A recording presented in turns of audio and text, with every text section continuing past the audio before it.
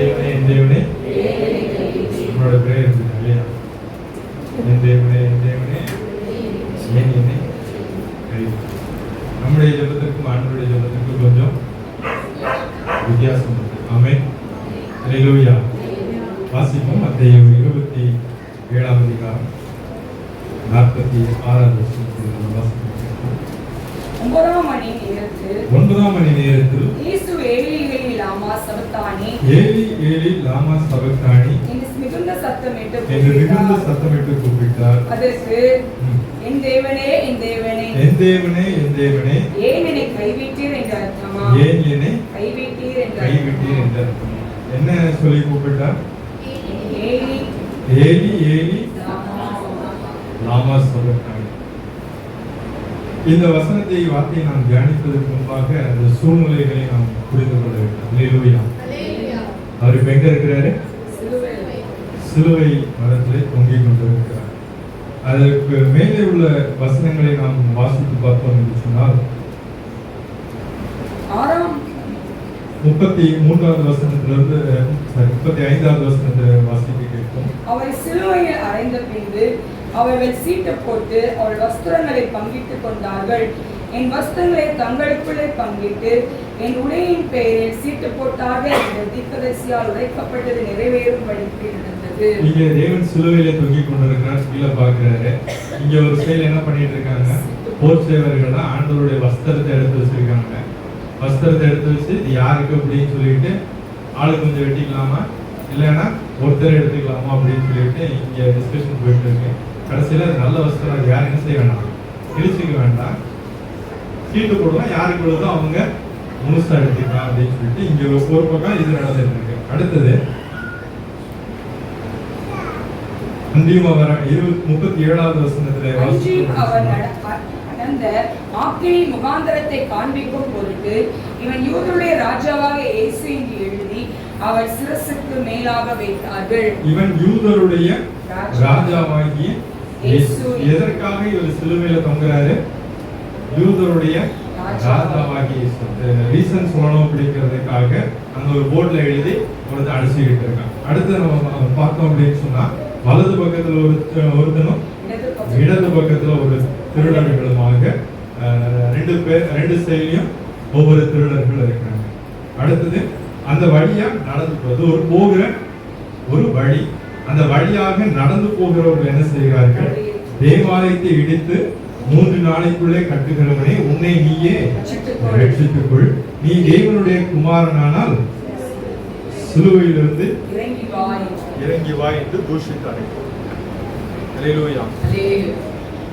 இங்க சுற்றிலும் நடக்கிற ஒரு காரியங்களை பார்த்தோம்னு சொன்னா எல்லாரும் ஆண்டவரை நிந்திப்பதற்கான ஒரு வேலைகளை செய்து கொண்டிருக்காங்க. எல்லாரும் பிஸியா இருக்காங்க.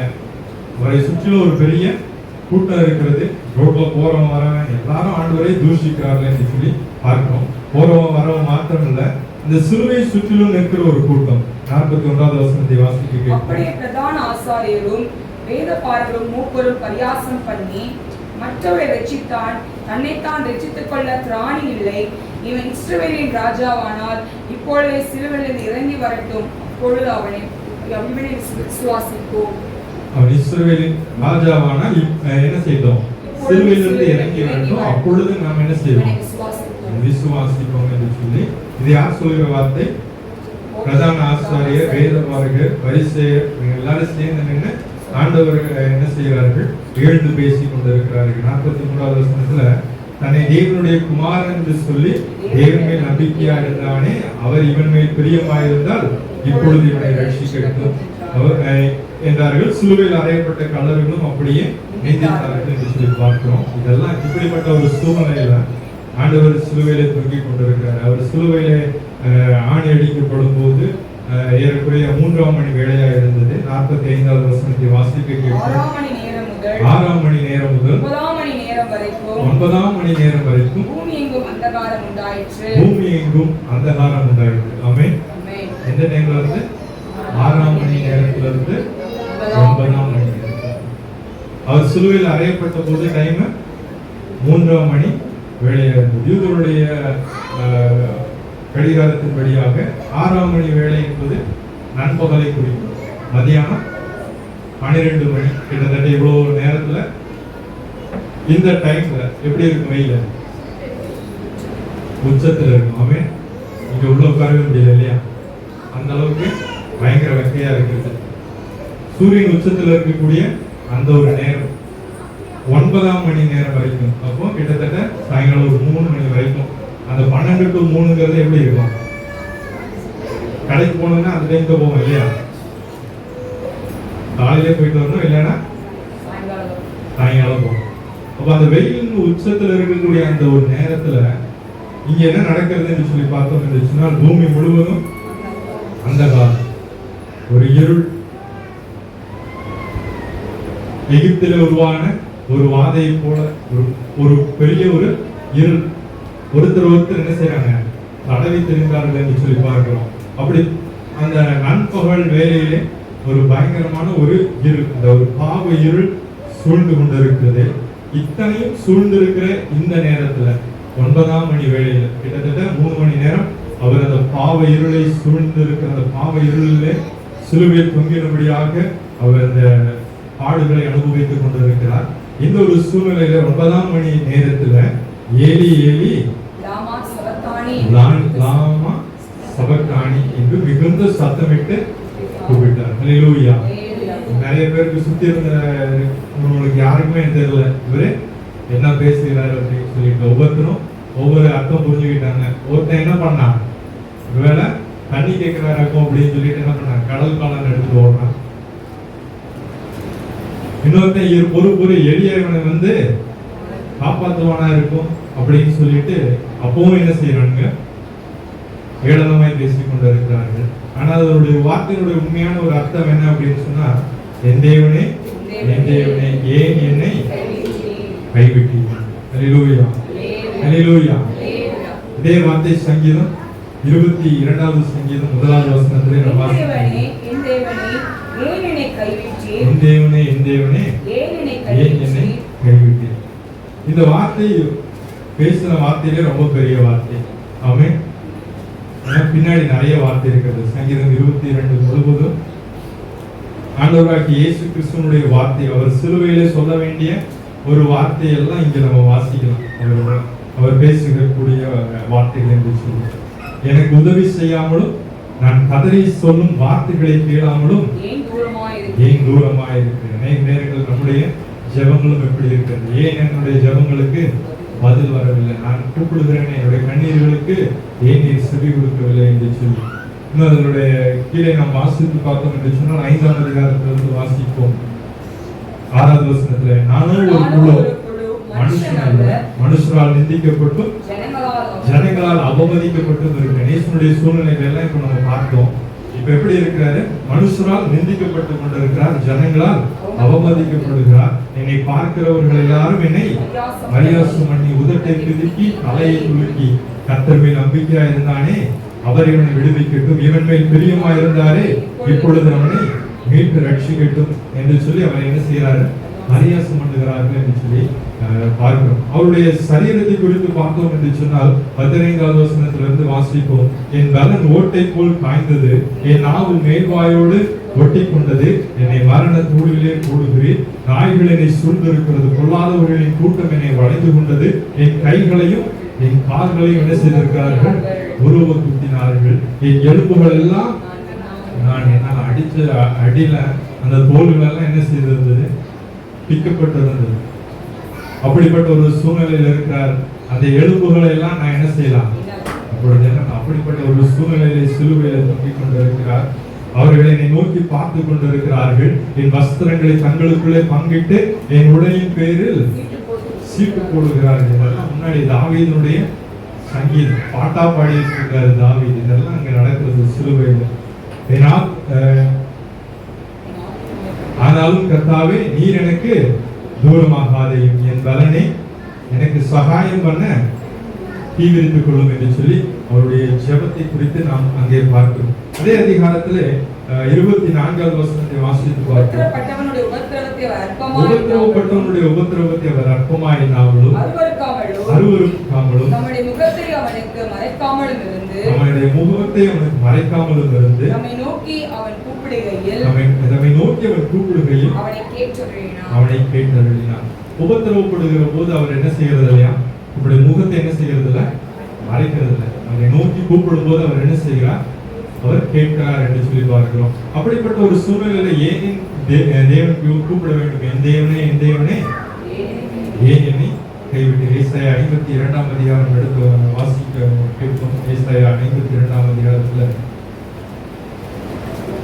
53ஆம் அதிகாரத்துல அவர் அசட்டை பண்ணப்பட்டிருந்தார், புறக்கணிக்கப்பட்டவர், துக்கம் நிறைந்தவர், பாடு அனுபவித்தவர், அப்படிப்பட்ட ஒரு சூழ்நிலையில இருந்தார். அவர் மெய்யாகவே அவர் நம்முடைய பாடுகளை ஏற்றிக்கொண்டு நம்முடைய துக்கங்களை சுமந்தார். ஹல்லேலூயா. அவர் என்ன செய்கிறார், நம்முடைய பாடுகள் 3ஆம் மணி வேளையிலிருந்து 9ஆம் மணி வேளை, 6ஆம் மணி வேளையிலிருந்து 9ஆம் மணி வேளை வரைக்கும் ஒரு இருள் இருக்கிறது. அந்த பாவ இருள் எதை குறிக்கிறது? அது நம்முடைய பாவங்களை குறிக்கிறது. மெய்யாகவே அவர் நம்முடைய பாடுகளை ஏற்றுக்கொண்டு நம்முடைய துக்கங்களை சுமந்தார். ஆனா இங்க பார்க்கிறவர்கள் எல்லாம் என்ன நினைக்கிறாங்க, சிலுவைக்கு கீழே இருக்கிறவங்க எல்லாம் ஆண்டவரை பரியாசம் பண்ணி கொண்டு இருக்கிறார்கள். ஆனால் அவர்கள் எல்லாருடைய பாவங்களையும், இந்த சர்வ லோகத்தினுடைய பாவத்தையும், இந்த உலகத்தில் இதற்கு முன்னாக பிறந்தவருடைய பாவத்தையும், இந்த நாள் இந்த உலகத்தில் வாழ்ந்து கொண்டிருக்கிற நம்ம எல்லாருடைய பாவங்களுக்காகவும் அவர் இந்த உலகத்தில் இருக்கிற எல்லா பாவங்களையும் தம்மையில சுமத்தி கொண்டு ஒரு கிருபாதார பலியாக, இந்த ஒரு குற்ற நிவாரண பலியாக அவர் தம்மை என்ன செய்தார், ஒப்பு கொடுத்தார் என்று சொல்லி பார்க்கிறோம். ஆனா இங்க சுற்றி நிற்கிறவர்கள் எல்லாரும் என்ன நினைக்கிறார்கள், அவர் தேவனால் அடிபட்டு பாதிக்கப்பட்டு சிறுமைப்பட்டவர் என்று எண்ணினார். நம்முடைய மீறுதல்களின் நிமித்தம் அவர் காயப்பட்டு, நம்முடைய அக்கிரமங்களின் நிமித்தம் அவர் ஒடுக்கப்பட்டார். நமக்கு சமாதானத்தை உண்டு பண்ணும் ஆக்கினை அவர் மேல் வந்தது. அவருடைய தழும்புகளால் நாம் குணமாகிறோம். ஹல்லேலூயா, ஹல்லேலூயா. அவருடைய தழும்புகளால் தான் இன்றைக்கும் தேவன் அற்புதங்களை செய்து கொண்டிருக்கிறார். ஹல்லேலூயா. அவர் சிலுவையில சிந்தின ரத்தத்தினாலே இன்றைக்கும் மீட்பு உண்டாயிருக்கிறது. ஹல்லேலூயா. அவர் சிலுவையில பட்ட பாடுகளின் நிமித்தமாக இன்றைக்கு நாம் தேவனை ஆராதித்துக் கொண்டிருக்கிறோம். ஹல்லேலூயா, ஹல்லேலூயா. நம் ஒவ்வொருவரை மீட்கும் பொருளாக அவர் தம்மை சிலுவையில் பலியாக ஒப்புக் கொடுத்தார். அதை தெளிவாக அதே ஏசாயா 53ஆம் அதிகாரம் 10வது வசனத்தில் பாடுகளுக்கு உட்படுத்தினார். அவருடைய ஆத்துமா தன்னை குற்ற நிவாரண பலியாக, அவருடைய ஆத்துமா தன்னை குற்ற நிவாரண பலியாக ஒப்புக் கொடுக்கும் போது அவர் தமது சந்ததியை கண்டு நீடித்த நாளாயிருப்பார். கர்த்தருக்கு சித்தமானது அவர் கையினால் வாய்க்கும். கர்த்தருக்கு சித்தமானது அவர் கையினால் வாய்க்கும். கர்த்தருக்கு சித்தமானது என்னது? நம்ம எல்லாரும் பாவத்திலே மரித்து போக வேண்டும் என்று தேவன் விரும்பவில்லை. எல்லாரும் என்ன செய்யணும்? அந்த பாவத்திலிருந்து மீட்கப்பட வேண்டும். பாவிகளை ரட்சிக்க கிறிஸ்து இயேசு உலகத்திற்கு வந்தார் என்கிற அந்த தேவனுடைய சித்தம் அவர் கையினால் வாய்க்கும். எப்பொழுது அப்படின்னு சொன்னால், அவருடைய ஆத்துமா தன்னை குற்ற நிவாரண பலியாக ஒப்பு கொடுக்கிறது. அப்படி ஒரு குற்ற நிவாரண பலியாக தான் என்ன செய்தார், அவர் அங்கே ஒப்பு கொடுத்தார் என்று சொல்லி நம்ம பார்க்கிறோம். அப்ப அந்த குற்ற நிவாரண பலியாக நாம் அவர் தன்னை ஒப்பு கொடுக்கும் போது என்ன நடக்கிறது என்று சொன்னால், மொத்த பாவம் என்ன செய்கிறது, அவர் மேல சுமத்தப்பட்டு இருக்கிறது.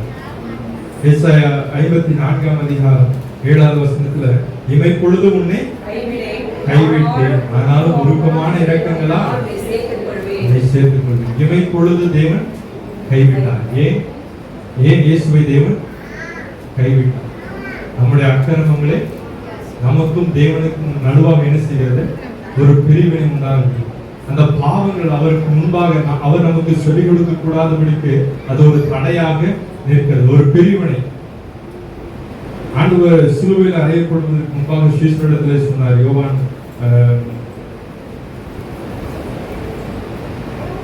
மத்தேயு 27ஆம் அதிகாரம் 45வது வசனத்துல வாசித்து பார்த்தோம் என்று சொன்னால், சிலுவையில நான் என்ன செய்ய மாட்டேன். யோவான் 16:31-32 வசனங்களை வாசித்தோம் என்று சொன்னால், நீங்க எல்லாரும் சிதறிட்டு என்னை தனியே விட்டுவிடக்கூடிய ஒரு காலம் வரும். ஆனா நான் எப்படி இருக்க மாட்டேன், தனியே இருக்க மாட்டேன், கூட என்னுடைய பிதா இருப்பார் என்று சொல்லி. ஆனால் கூடவே இருந்தார் பிதா, கடைசி வரைக்கும் இருந்தார். ஆனால் அந்த 9ஆம் மணி வேளையில அவர் தம்முடைய ஆத்மாவை குற்ற நிவாரண வழியாக ஒப்பு கொடுக்கக்கூடிய அந்த நேரத்திலே அந்த இமை பொழுது ஆண்டவர் என்ன செய்தார், கைவிட்டார். ஏனென்று சொன்னால், அந்த உலகத்தின் பாவம் எல்லாம் என்ன செய்கிறது, அவர் மேல் சுமத்தப்பட்டது.